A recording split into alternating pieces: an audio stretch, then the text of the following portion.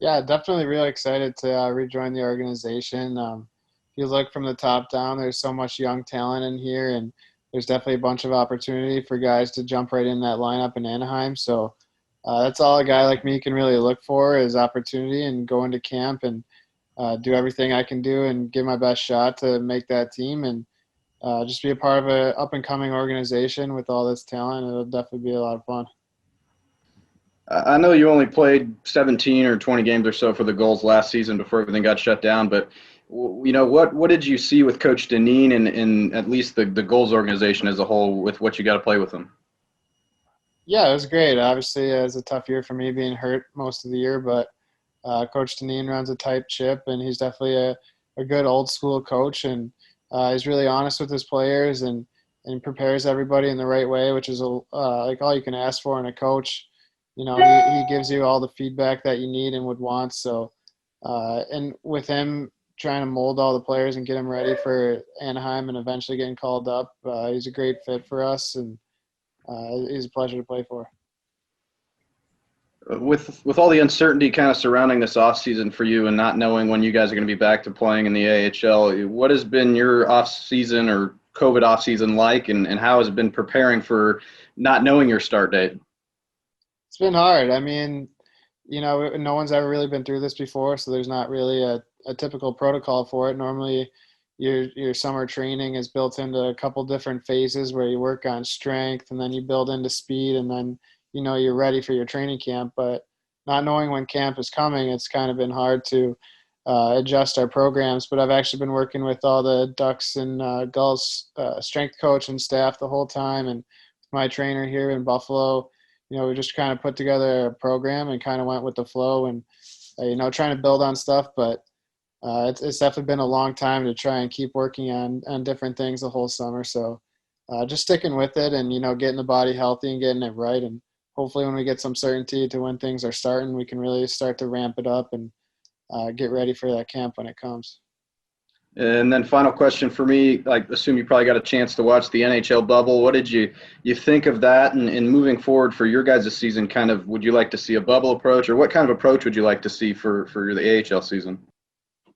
Yeah, it was obviously different watching some hockey in the later half of the summer there, but it was actually really good hockey. And, all those guys obviously wanted to be there and wanted to win the cup. So it's fun to watch from a fan's perspective because that's pretty much what I was during that time frame. But no, that was awesome to see, and obviously the NHL did a great job with no cases or anything like that. So, um, yeah, there's just so much uncertainty in next year of what to expect, and it's obviously really hard to run a bubble with 31 teams in it. So, yeah, we don't really know what to expect, but you got to trust that they'll do the right thing. You touched on it a little bit before. Obviously, a couple of injuries last season that sidelined you.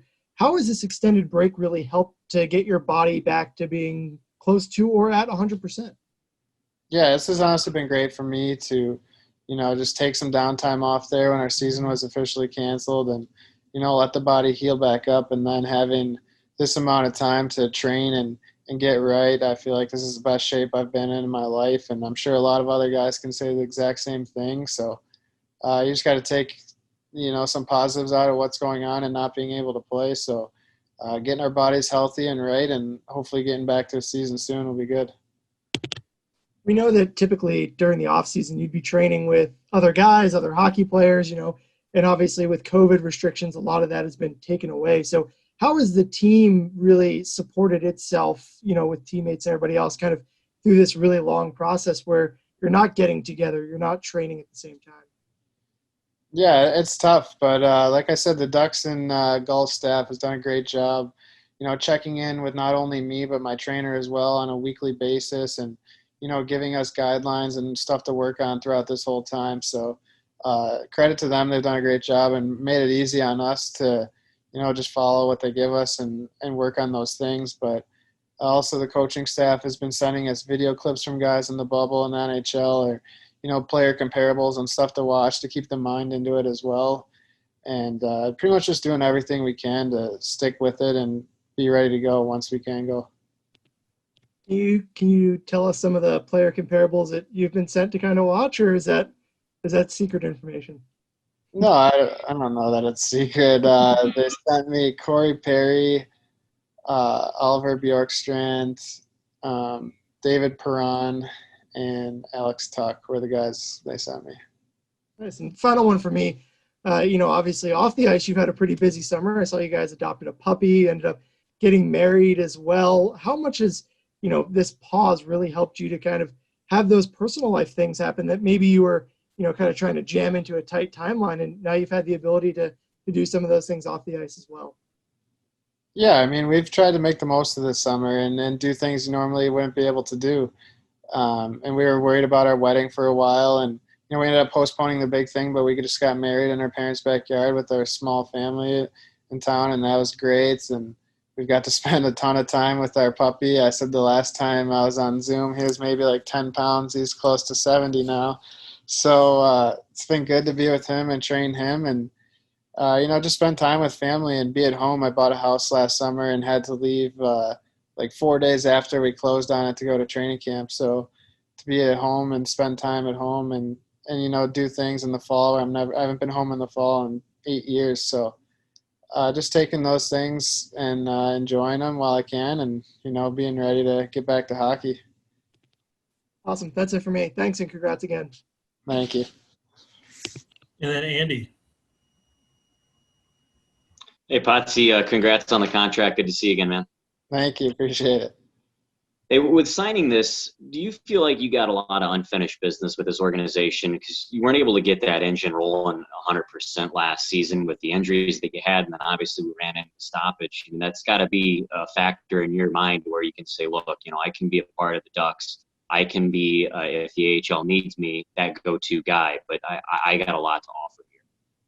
Yeah, for sure. That was a topic, just friends and family all summer long would be like, hey, do you know where you're going, or how was last year? You get those questions all summer long and you don't really have answers for them. It kind of sucks. But yeah, for me, I really didn't get to show anything last year and never really got going. It was just a couple 5-game segments or whatever. And I'm definitely really hungry to get back out there and get going. And I mean, everyone's been off since March, but I feel like I've been off since last November. So it's just a lot of extra motivation and stuff to do in the gym. And then, just coming to camp with a little chip on your shoulder and just show everybody what I can do.